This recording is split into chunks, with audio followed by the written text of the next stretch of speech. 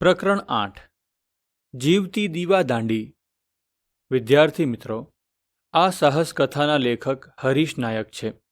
આ કથા અદમ્ય સાહસ અને નિસ્વાર્થ સેવાની છે। આ કથા સમુદ્રના કિનારે લાઇમરોક દીવાદાંડી પર રહેલી 16 વર્ષની છોકરી આઇડા લ્યુઇસ વિશે છે।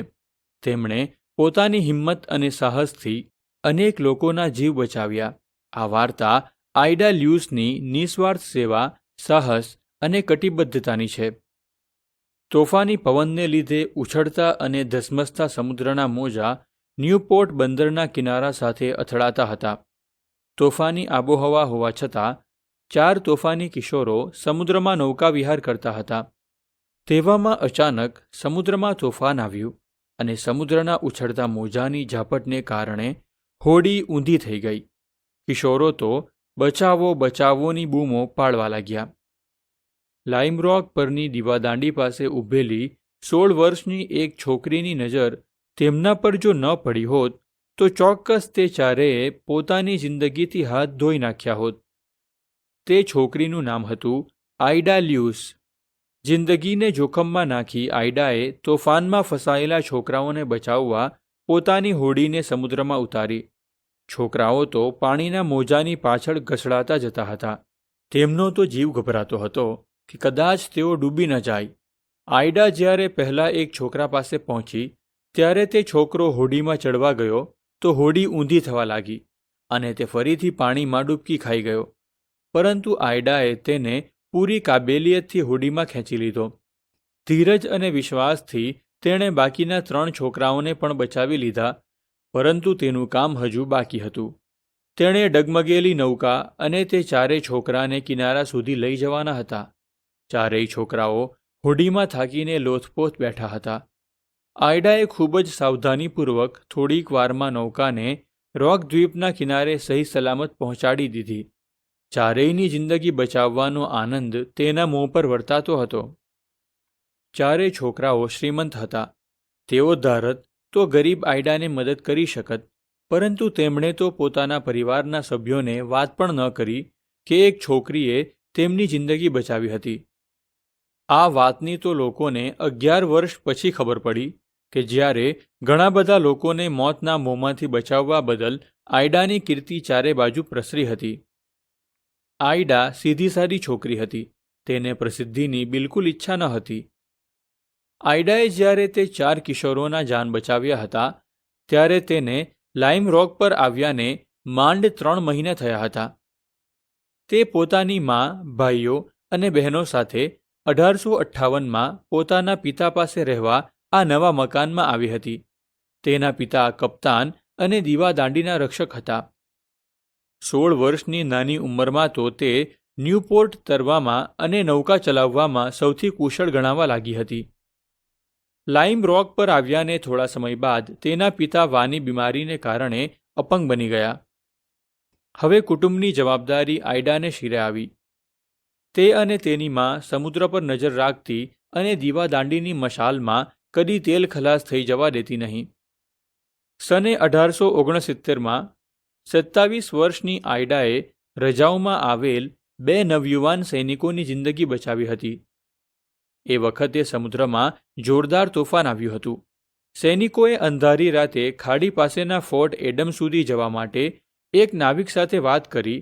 નાવિક ત્યાં જવા તૈયાર થઈ ગયો, પરંતુ અડધા રસ્તે જ તેમની હોડી મોજાઓની ઝાપટને કારણે ઊંધી વળી ગઈ। આઇડાએ તે નૌકાને જતી જોઈ હતી એટલે તેની આંખો અને કાન તેના પર જ સ્થિર હતા। અંધારી રાતે ફસાયેલા સૈનિકોની બૂમ તેને કાને અથડાઈ। તે તુરંત તેમને બચાવવા નૌકા લઈને દોડી ગઈ। ત્યાં જઈને જોયું તો એક હાથથી સૈનિક લાકડાના પાટિયાના સહારે તરતો હતો અને બીજા હાથથી તેણે પોતાના બેશુદ્ધ સાથીને પકડી રાખ્યો હતો। આઇડાએ પહેલા બેશુદ્ધ સૈનિકની નૌકામાં લીધો અને પછી બીજાને। કિનારે પહોંચીને એક એક કરીને બંનેને ઘર સુધી ઘસડી લાવી। તેમની પ્રાથમિક સારવાર કરી। આ ઘટના બાદ લોકોને સૌ પ્રથમવાર જ આઇડાની બહાદુરીની ખબર પડી। યુવાન સૈનિકોએ ફોર્ટ એડમ પહોંચીને બીજે દિવસે આઇડાને ધન્યવાદ આપતો એક પત્ર લખ્યો અને $218ની રકમ ઇનામ રૂપે મોકલી। એ જમાનામાં આ રકમ ખૂબ મોટી ગણાતી। ત્યારબાદ તો આયડાની વીરતા અને સાહસના સમાચાર દૂર દૂર સુધી પહોંચવા લાગ્યા અને બધી જગ્યાએથી તેના પર પત્રો અને પુરસ્કારો આવવા લાગ્યા. અમેરિકાના રાષ્ટ્રપતિ યુલિસીઝ સિમ્પસન ગ્રાન્ટે છેક લાઇટ હાઉસમાં જઈને તેની મુલાકાત લીધી. ન્યૂપોર્ટના લોકોએ તેનું સન્માન કર્યું. 37 વર્ષની ઉંમરે હંગામી રીતે 21 વર્ષ સુધી લાઇટ હાઉસનું સંચાલન કરવા બદલ તેની લાઇમરોક લાઇટ હાઉસની હંગામી સંરક્ષક તરીકે નિમણૂક કરવામાં આવી. હંગામી એટલા માટે કે આવા જોખમી કાર્ય માટે મહિલાની પસંદગી થતી ન હતી. એક દિવસ આયડાની એક ખાસ બેનપણી તેને મળવા આવી રહી હતી ત્યારે તેની નૌકા પલટી ખાઈ ગઈ અને આયડાએ તેને બચાવી લીધી. ત્યારે આયડાની ઉંમર 64 વર્ષની હતી અને જીવરક્ષાનું તેનું આ અંતિમ કાર્ય હતું. 50 વર્ષ સુધી લાઇટ હાઉસ પર પૂરી કુશળતાથી કામ કર્યા બાદ 69 વર્ષની વયે તેનું અવસાન થયું. આટલા બધા યશ અને સન્માન પ્રાપ્ત થયા હોવા છતાં તેણે પોતાની સ્વાભાવિક સરળતા અને નિસ્વાર્થ સેવાની ભાવના કદી છોડી ન હતી. તેણે પોતાના જીવનકાળ દરમિયાન 23 વ્યક્તિઓની જિંદગી બચાવી હતી. મૃત્યુના 3 વર્ષ અગાઉ તેણે પોતાના વિચારો આ શબ્દોમાં વ્યક્ત કર્યા હતા. ક્યારેક તો મોજાની ઝાપટો અમારા ઘરની બારીઓ સુધી એવી રીતે અથડાતી કે બહાર કશું દેખાતું પણ નહીં. મોજા એટલા બધા ઊંચે ઉછળતા કે અમે ભૂખ્યા હોવા છતાં અમને ભોજન પહોંચાડતી નૌકા અમારા સુધી પહોંચી શકતી નહીં. તેમ છતાં હું ખૂબ જ ખુશ રહેતી.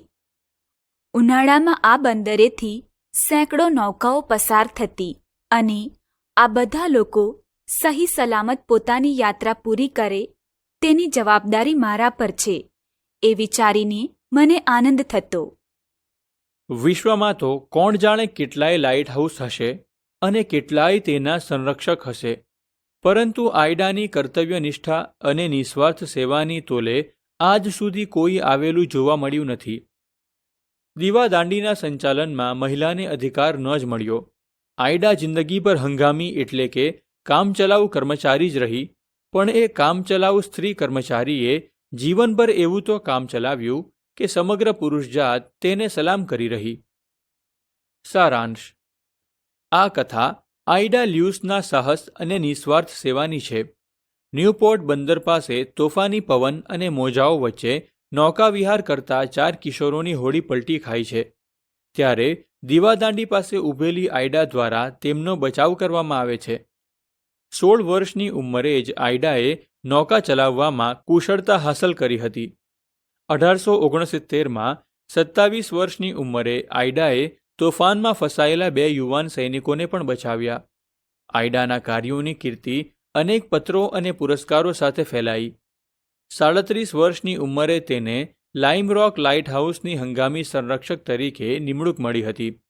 50 વર્ષ સુધી લાઇટ હાઉસ પર સેવા આપ્યા પછી 69 વર્ષની વયે આયડાનું અવસાન થયું. આ વાર્તા આયડાના જીવનના ઘણા પ્રેરણાદાયી અને સાહસિક કાર્યોનું વર્ણન કરે છે. આ કથા સાહસ અને નિસ્વાર્થતાનું ઉદાહરણ આપે છે. સાહસ ફક્ત પુરુષોનો ઇજારો નથી. આયડા જેવી કેટલીય સાહસિક સ્ત્રીઓએ પોતાના સાહસથી લોકોને અચરજ પમાડી છે.